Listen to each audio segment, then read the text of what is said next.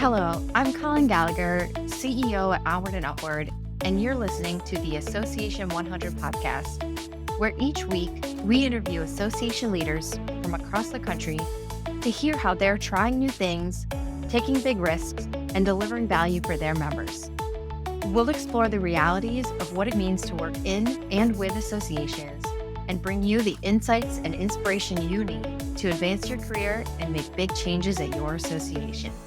Let's get started. Welcome back to another episode of the A100 podcast. I'm your host, Colin Gallagher, and I'm really looking forward to today's conversation. My guest today is Nathan Chamberlain, the Director of Membership at the American Association of Nurse Anesthesiology. Nathan excels in creating member value through a combination of cutting-edge technology and strategic innovation. He drives targeted, member-focused strategies for onboarding, engagement, and re-engagement, fostering strong connections and ensuring members' needs are effectively met. Nathan, thanks so much for joining us on the A100 today. Hey, nice to be here. Thanks for having me. Absolutely. We had initially planned to connect at ASAE, and a little concert started next to our booth, so I'm excited we can be doing this after the fact and appreciate your flexibility here. Sure, I like a good dance party, but I like to separate it from my work. All it is, I'm with you on that. Too funny. Okay, we're really excited to talk to you because you have nearly 20 years of experience in managing membership and customer experiences. I'd love to know more about what strategies you found to be most effective when it comes to driving member growth and retention, especially when you're looking at a very specialized field like yours. Yeah, I think one thing to note is that it doesn't happen in isolation. A lot of good strategy goes into it, and that's choosing what to do and what not to do. That comes from the board down oftentimes, but in my seat as the Director of Membership, I work across the organization with other partners in other departments, up and down through the organization. And what we really try to focus on is empathy. The next steps that come out of empathy are things like speed and accuracy. And that's really what members are looking for in almost anything that they do. So putting ourselves in positions to put members first in all of our interactions, all the products that we develop, all the services that we're providing to them, we really try to hone down into those types of experiences that are fast and accurate, because that's what they tell us they want.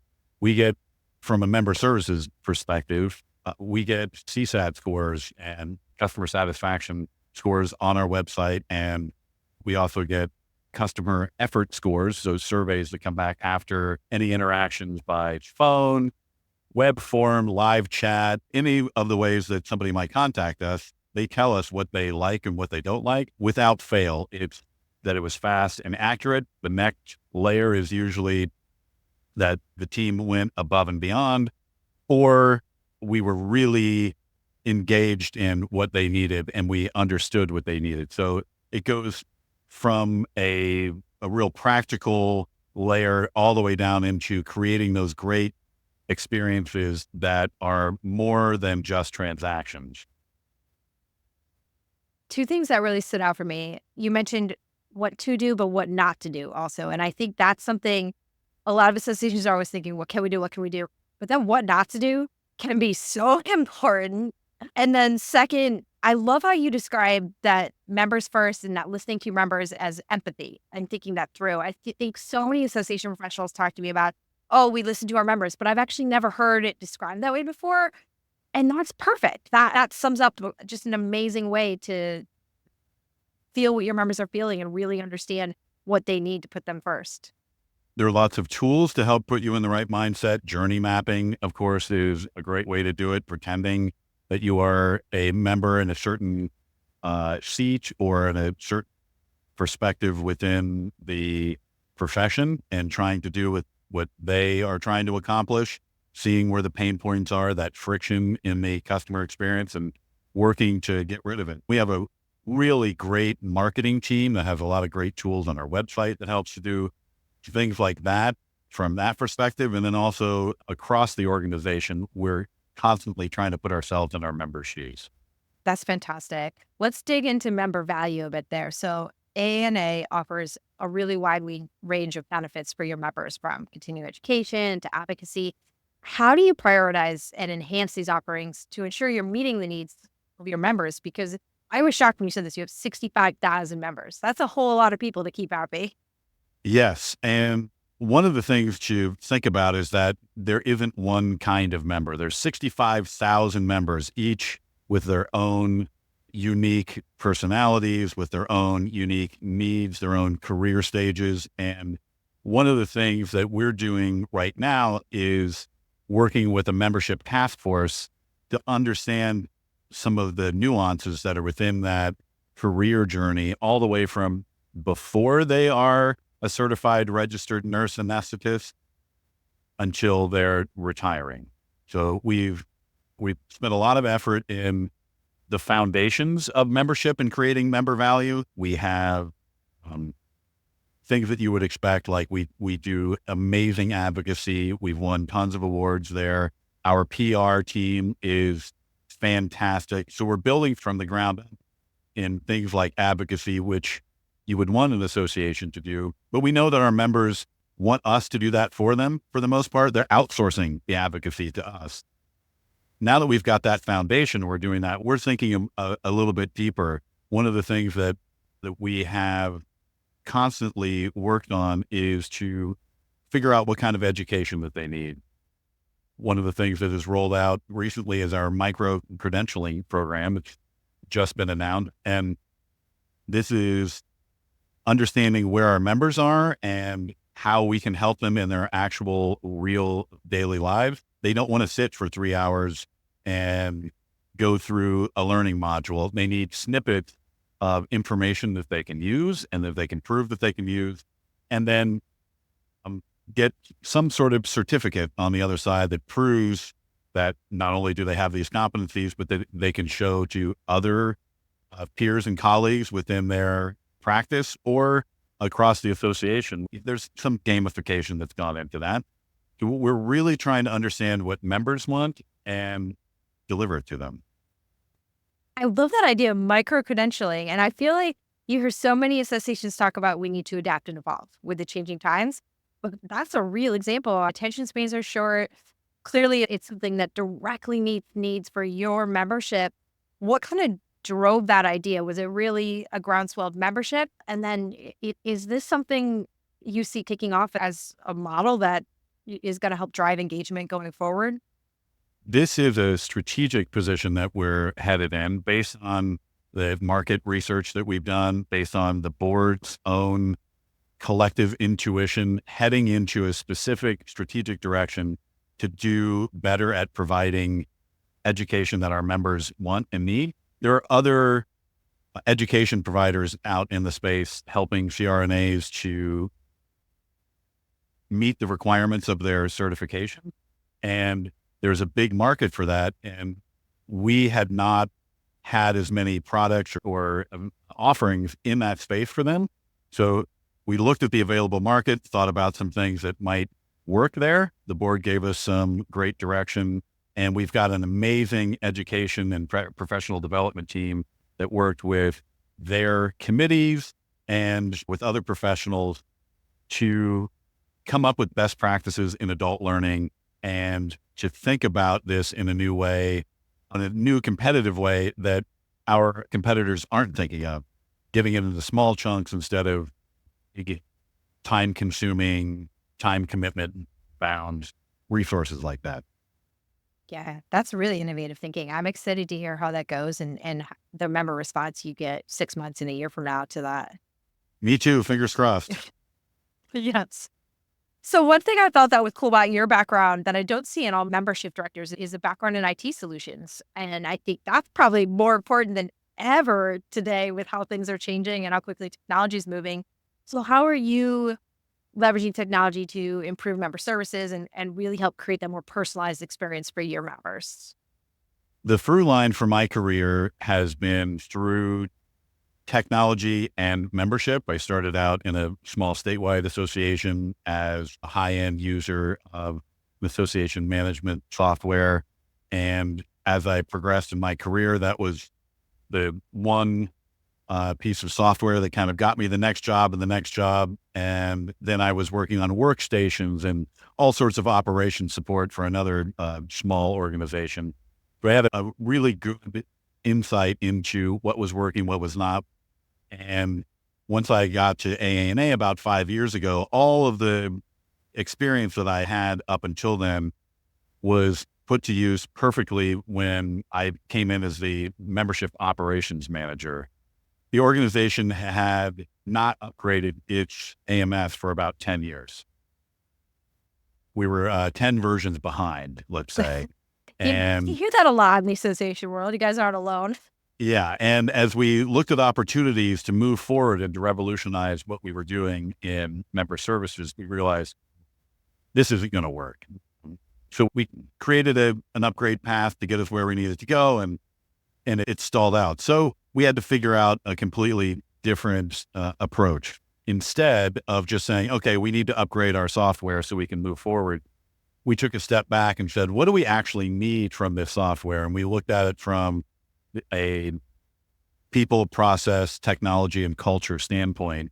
And so technology was only one part of it. It was, what are our needs? What are our members' needs?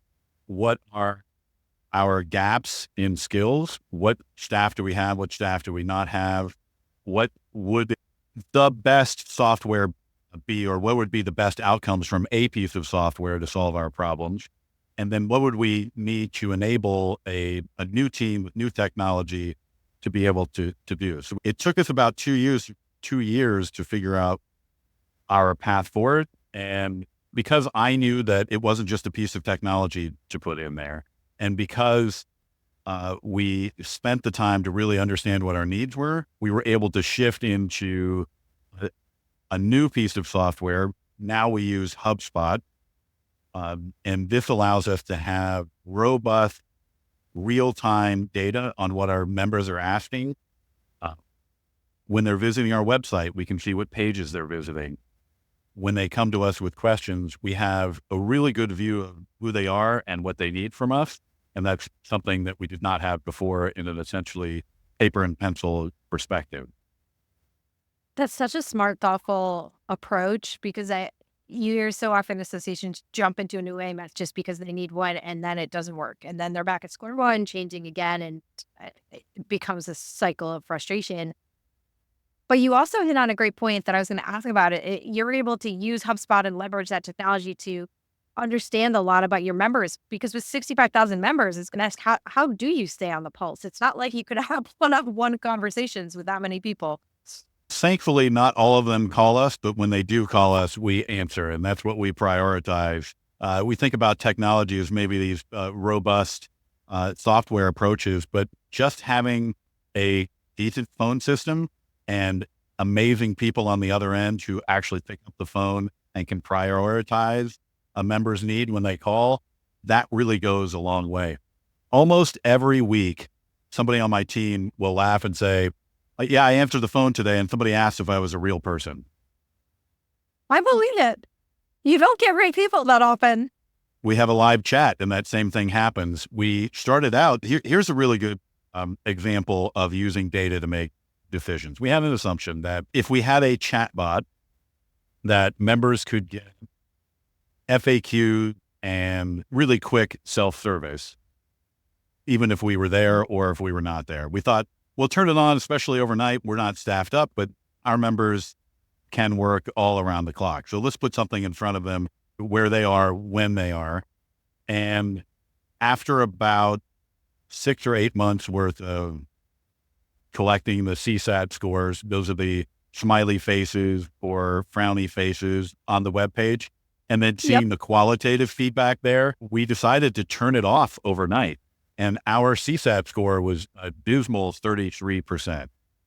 We thought of it, we rerouted how the chat flows work, and we updated our knowledge base articles that were powering those FAQ questions.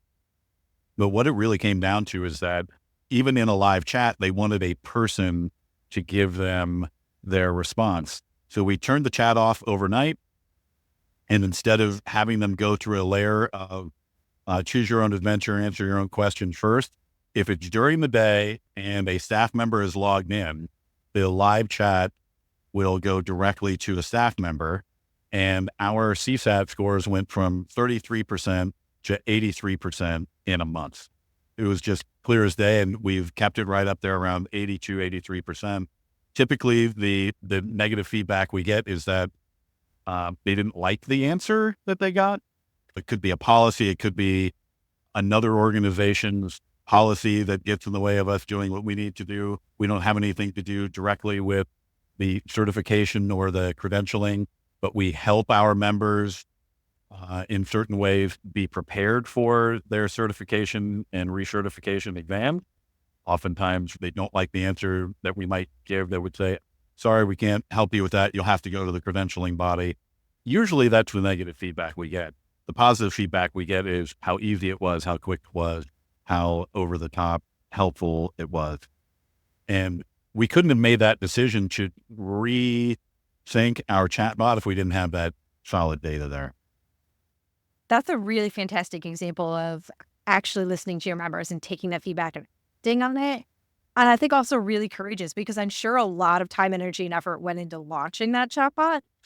So to be able to say, you know what, it's not working, we have to stop and do, that's impressive. We paid a lot for consultants to set up that chatbot in the industry best case scenario. And then we just followed the data and undid almost everything that they had put into play. Sometimes you just know what you need.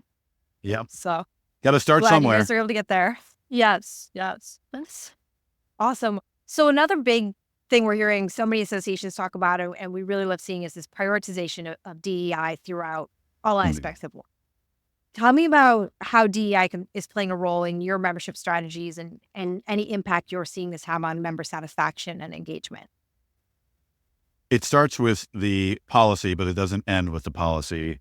I want to say about 4 or 5 years ago, it's hard for me to remember the timeline exactly, included in our strategic plan that diversity, equity, and inclusion is important. It's important because it's important to CRNAs, but it's also important for the patients that they serve. All of the data suggests that when people look like you who are taking care of you, there are differences in the ways in which that care happens. That empathy is slightly different. There are lots of benefits to widening the pool of CRNAs. So we have a policy to prioritize this into our work. How it comes out the other side is we have a staff person who's in charge of it. We do internal workshops, and she facilitates external workshops with lots of different constituencies. She travels around to different schools and other places where our beginner members or the feeder schools, the likely feeder schools for something like nurse anesthesia school would be. So these are registered nurses. So she'll go to RN conferences that that oftentimes have a specific constituency. It might be HBCUs, it might be Pacific Islanders, things like that, where we're showing that this is a career pathway for them and giving them the resources to investigate it in ways they probably wouldn't have. There are systems and a culture in place that sometimes put up barriers, and we're trying to show different ways for different people to be involved in our profession, and it can only do well for their patient. That's great. Some really positive strides there. I mean, I appreciate all your insights today, and it's cool to see what you're doing on the membership front, and especially managing so many members. So we'll have to stay in touch and hear how some of these things are going 6 months and a year from now. Before we let you go, though, we'd like to wrap up all of our podcasts with a Just for Fun lightning round so our audience can get to know you a little better. So our first question is easy. Tell us where you grew up. I grew up in a small town called Wilmington, Ohio. It's the county seat of Clinton County. It's north of Cincinnati, east of Dayton, south of Columbus. Great. And what's your Starbucks order or your morning drink routine if you're not a Starbucks drinker? I go from a basic traditional kind of coffee. I like a drip coffee, but the pandemic really pulled me into pour overs, and now I can't live without some Guatemalan coffee. I found that for whatever reason, blind taste testing, I like coffee from Guatemala. So my favorite roaster is here in Chicago, not far away from me. It's a short bike ride away. And that I get all my coffee from there. I make myself one cup of coffee, one kind of tall cup of coffee in the morning. And it's usually a nice mild blend. That's awesome. I love it. If you won the lottery tomorrow, would you still work? Yes, I love working. I don't necessarily know what exactly I would be doing. Would I be in the same seat that I am right now? I couldn't tell you that, but I know that I have lots of energy and skills to give to the world, and sitting around or sitting back and watching other people contribute is just not in my DNA. That seems to be the go-to answer from association people, and I think it just speaks to the passion and drive of people that work in this world of associations. All right, what's the last show that you binge watched? I can say the show that I'm currently binge watching, which is Suits. We missed So the whole good. train in 2020 and 2021 when everyone discovered it. So we are now somewhere in, I want to say, the end of season 3, and it's a big time commitment because these are long episodes. Yeah. But the other show that I'm trying to binge watch is rewatching The Sopranos, and it's also a time commitment as well. It's like reading Dostoevsky or something. You're like, it's important and I need to know this, but it is quite the time commitment. Yeah, no kidding. All right, what's a food you can't live without? Ooh. I think the food I can't live without is some sort of like peanuts. All right. And finally, what is your bucket list travel destination? I've got a couple. I think my ultimate fantasy place to visit would be Bali. I love seeing Ooh. pictures from Bali. I think a little closer to home, and hopefully my next travel destination will be to Central or South America. We're talking about perhaps a trip to Panama or Costa Rica, maybe to Guatemala. Get some coffee? I got to see where it comes from. No. That's awesome. I love all of those. I wish I could just have an unlimited travel budget and go everywhere. Me too. Great. Nathan, thank you again for your time and for sharing such valuable insights with our listeners today. We really appreciate you joining us on the A100. Thanks for having me. That's a wrap for today's episode. The Association 100 podcast is a production of Onward and Upward Marketing and Communications, where our mission is to make associations and nonprofits the go-to source in their industries through earned media and thought leadership. This podcast is an extension of the A100 newsletter, a bi-monthly collection of best practices, top trends, helpful ideas, and smart strategies delivered straight to your inbox. Have you undertaken a big change at your association, or do you have some words of wisdom from the trenches of association life? We want to hear from you, and so do our listeners. Drop us a note at info@onwardupward.com. That's info@onwardupward.com. If you like what you heard today, be sure to subscribe, give us a 5-star review, and share with your friends and colleagues. We're available anywhere podcasts are found. Come back next week for more association inspiration and insights. Thanks for tuning in.